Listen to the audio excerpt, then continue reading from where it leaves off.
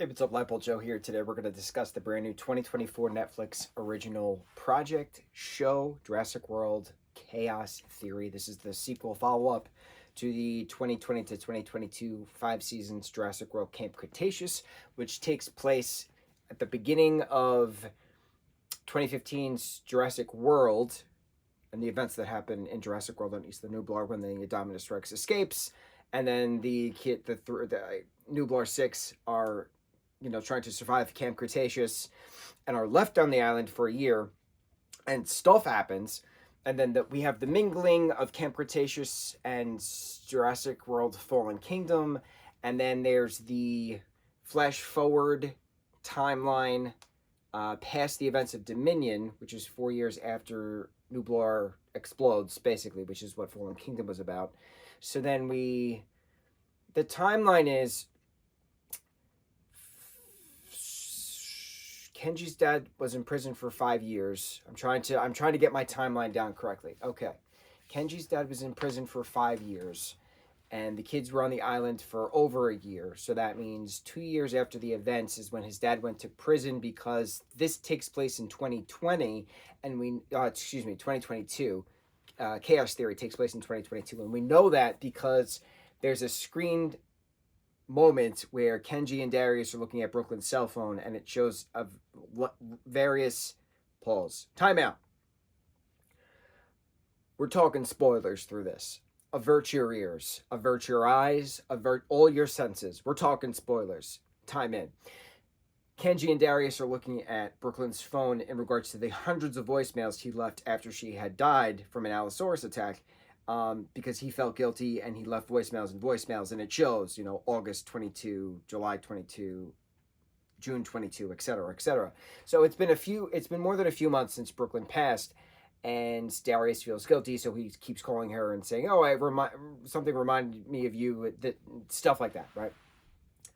Bro, 10 episodes long, 2 years after we get the finale of Camp Cretaceous, where they finally come off the island, and Manticore is behind the third island, and all that, awful mind control of dinosaur things and stuff, right? So then what's now happening with all of these kids who are now college age kids? They're all in their late teens, early 20s kind of a thing. I think it was like 12 to, what's the ages between them all? 12 to 16, I think. I think Ben was the youngest at 12.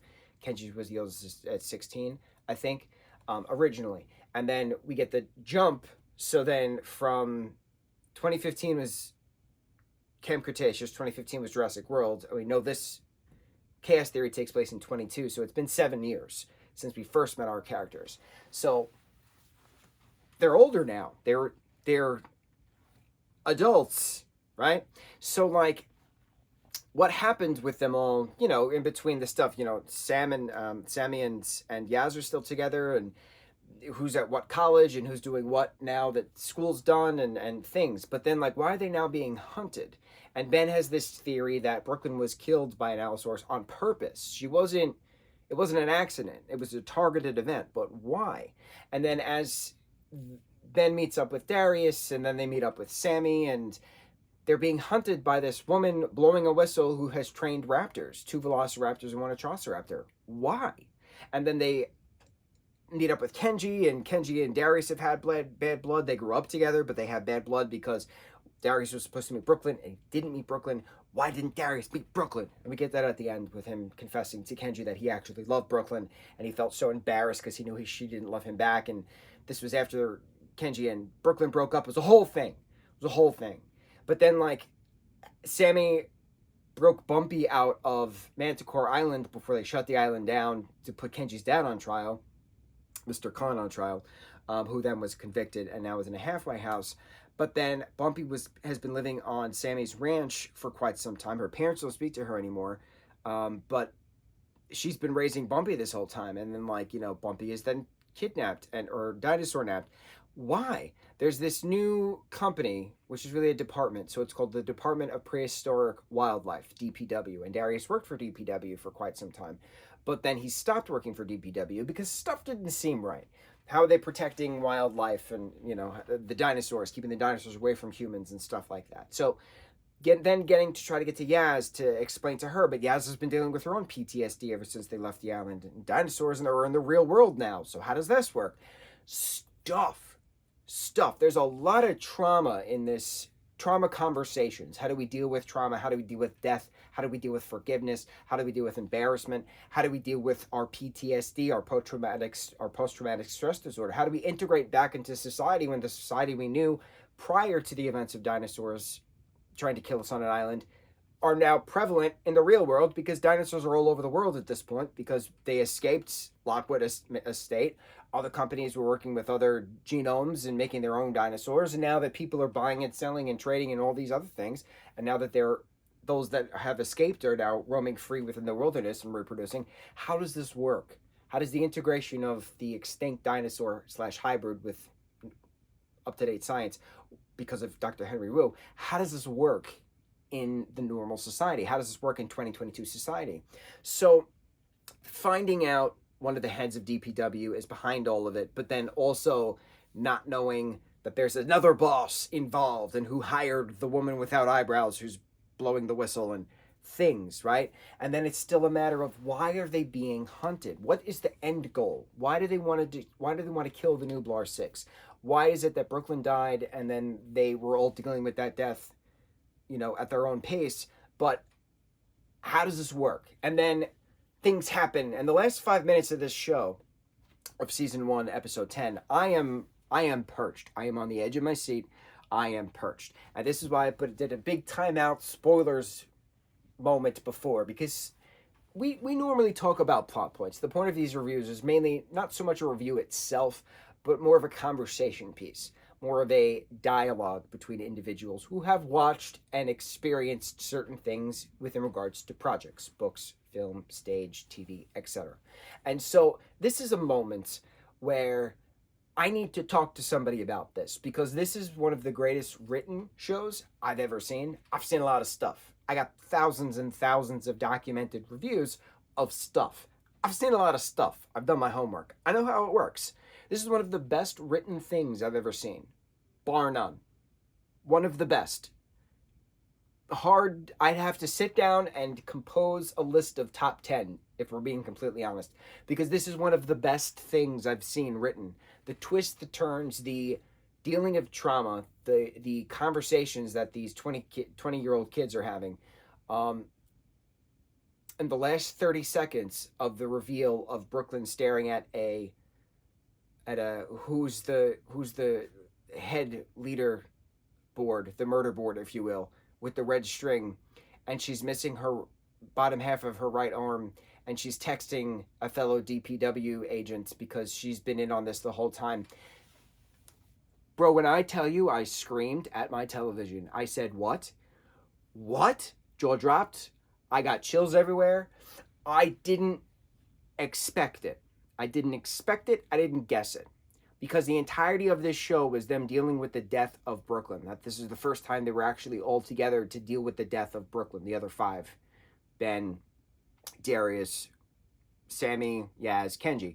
That the 5 of them haven't been together since Brooklyn passed in regards to actually speaking and talking. Darius disappeared to a cabin, etc. I was so blown away with the trauma aspect of this that I did not think that Brooklyn could also potentially still be alive somehow, even though Darius saw her dead body. But she survived and is now missing the bottom part of her right arm. Elbow down is gone. I screamed. What? What? I couldn't believe it. I didn't guess it. I didn't expect it. I was so wrapped up in the trauma and the vulnerability of these characters expressing their emotions. Very raw. Didn't expect that either, but very important to see. How is this a kid's show? This is rated TV Y7. There were people getting eaten left and right by dinosaur after dinosaur. I could not, and the screams of death and the video of Brooklyn being then attacked by an Allosaurus, I can't fathom how this is a kid's show. This was so much more mature than Camp Cretaceous, obviously, because it's been 7 years that these characters have grown. 4 years for us in regards to 2020 is when Camp Cretaceous actually came out. plot-wise, timeline-wise, 2015 to 2022. Jurassic World started in 2015. The movie, as well as Camp Cretaceous, because that's the overlap. And then we know this is taking place in 2022 because of the voicemail list that August of 22, that Darius had called Brooklyn's phone that they then happened to find, because she had a secret apartment as well. There were so many what is happening right now moments. I could not believe it. I couldn't believe it. I need to talk to people about this, because this is one of the greatest written shows I've ever seen, because it surprised the hell out of me. Surprised the hell out of me. The amount of vulnerability, the amount of twists and turns within the plot, the fact that I genuinely started crying my eyes out when Bumpy is dead in a trailer, to then realize, oh no, she's not dead. She just gave birth. And there's an egg now. And it's going the offspring shall be named Speckles at some point, because Kenji said, "Oh look, there's speckles on the egg." I cried. I laughed. I cried. I screamed. I got chills. It doesn't happen. And for a 10-episode CGI animated sequel TV series to a franchise that has been out since 1993 in regards to film, how is this one of the best franchises? And it really pisses me off royally when someone bashes this franchise because, oh, the sequel movies are so dumb. I'm like, bro, do you understand how intricate the plot is? It's not just one world. It's not one unit thing. You're used to one engine company doing stuff. No. There's a lot of companies doing stuff with dinosaurs around the world. You don't watch the shows. You're not going to understand the magnitude of the auction scene at the Lockwood Mansion in Fallen Kingdom, etc. The whole dinosaur black market trading spiel within regards to Dominion, incredible. But so many people are like, oh, that's so stupid. You don't watch the show. You don't understand how intricate and well-written the plot is actually explained in regards to Camp Cretaceous, in regards to chaos theory. Absolutely incredible. Absolutely incredible. I cannot say anything negative about this, because there is nothing negative about this. The one singular question, two double questions. Who is this woman blowing her whistle? And what happens next?